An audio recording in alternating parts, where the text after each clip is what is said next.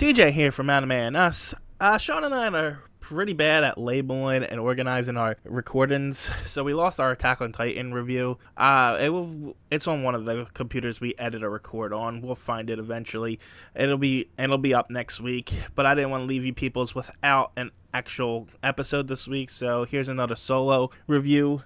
Sorry about that, but Attack on Titan will come in next week, and I hope you can deal with me rambling for however long this next review is. Sorry, I know it's not really the format of the show, and these episodes aren't really that popular, but hey, I gotta give you something. So, until the next review, thanks for listening, people. Here's your solo review. Bye.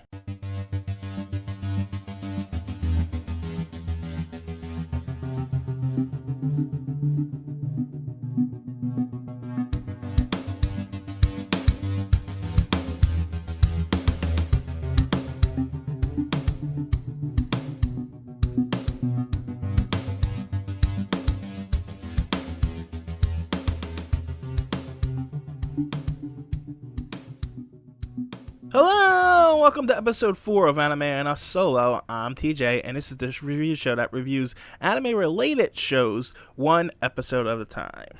So we're still continuing with RWBY. We're going into episodes 6 and 7 here, the Emerald Forest. The episodes together are about 10 minutes. The second part of it was only like 4 total, so it should be quick. Try to get it to at least 10 minutes, but I don't know if I can ramble on that long for something that really doesn't have it. So the first thing I want to point out is that I am still really liking the show. The action is actually pretty solid. The characters are getting a little annoying from time to time, but I mean, it's still I kind of forgive it because of its earliness of the animation and everything else, and so it's still kind of new to it as far as I can tell.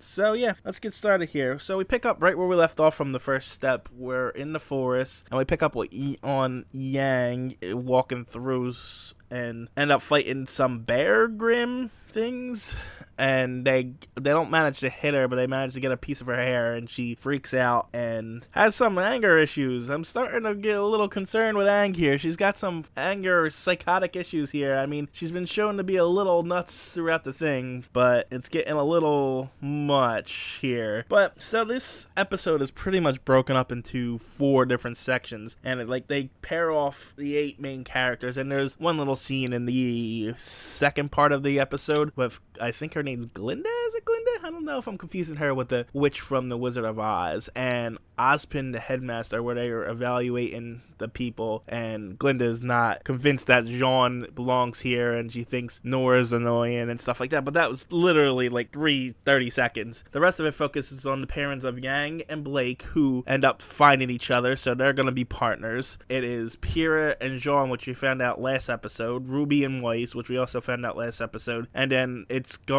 Ren and Nora end up paired together, although there's not much of a scene with them two together. The most annoying part of the groups is definitely Ruby and Weiss, because they do nothing but fight throughout the entire episode. And I get that's character development, but it gets annoying when it's just constant.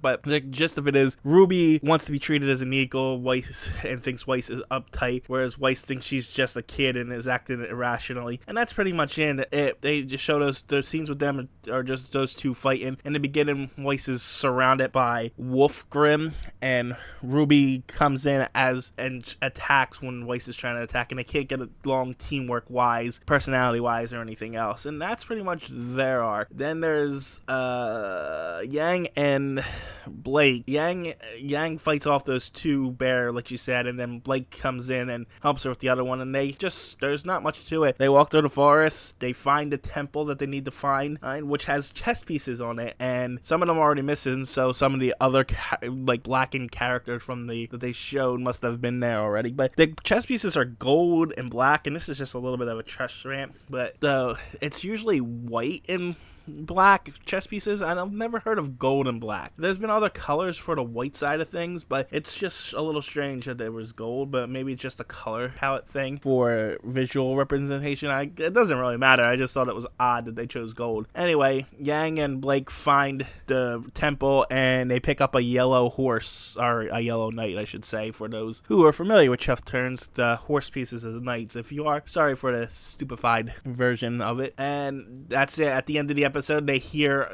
a girl screaming and RWBY falling from the sky, which brings us to probably the best sequence in it, Sean and Pyrrha, and then Ren and Nora. Sean gets cut by a tree by accident because Sean's just comic relief. There's all kinds of shenanigans with him. He's just there to be like a normal person in a crazy, overpowered world at school with all these kids who can kill demons and monsters without any hesitation. But Pyrrha asks him if he knows what his aura is, and apparently this is where they go into an explanation of aura and the Grimm, how aura is like a force. Well, John simplifies it by saying that it's like a force field, but it's essentially, I guess, enhances their power and heals them and lets them block off some attacks and things like that. And then Pyrrha explains how every living thing has an aura and can do this, and she uses her own aura to release Jean, who hasn't released this because he's clearly not a fighter at all. He's just a fraud. But yeah, and she explains how everything has an aura except for the monsters, the Grimm, because they don't have no soul, because your aura is an extension of your soul. It's very philosophical, and I kind of really like the explanation and the lore drop there. But while she's having that conversation, Ren is by himself, and he comes across this giant black Grimm snake. I hated this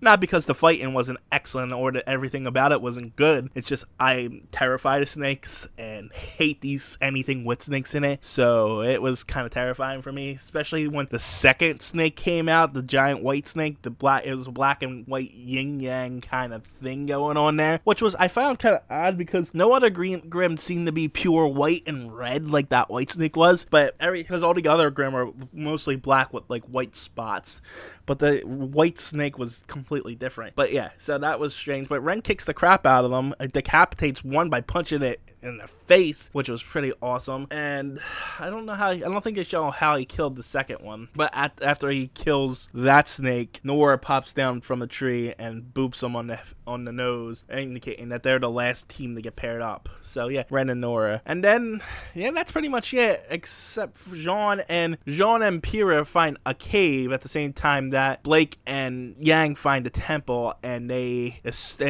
John thinks it is the temple. So he makes a torch, him and Pyrrha go into the cave, and they think they find the relic, but no, it's this giant scorpion. And then that's where Jean cries, and Yang thinks there's a girl screaming because he screams like a girl, and then he cries as he's being like shooken out, and then he's thrown across the floor, leaving Pyrrha there alone, and she runs away from the scorpion in a very cartoonish fashion. Yeah, I mean, it's very short, but a lot happened in the episode, considering a lot of action and a lot of character development in it. I particularly liked the lore drop and the action in particular. What was strange to me though is that the parents were interesting, but they didn't feel like typical parents. Blake and Yang have a lot of chemistry, and I've completely stayed away from at all knowledge of the show. I know it's very big on shipping and relationships, but I know it's a bit, like, fandom can be a bit toxic in that way, so I have no idea what it is. So, but Blake and Yang seem to have have chemistry. Yang and RWBY fight like an old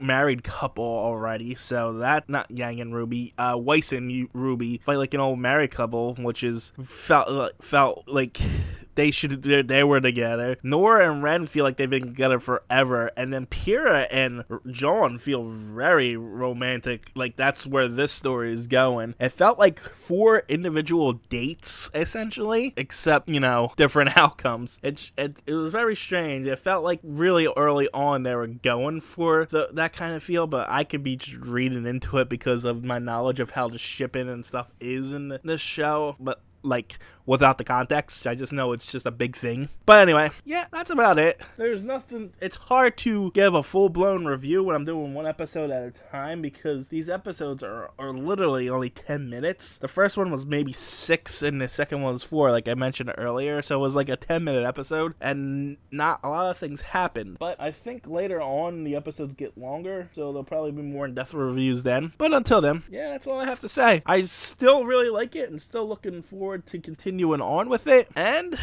I guess that's it. Thanks for watching. Thanks for watching. This is a podcast, so thanks for listening. I'll talk to you later, peoples. Bye.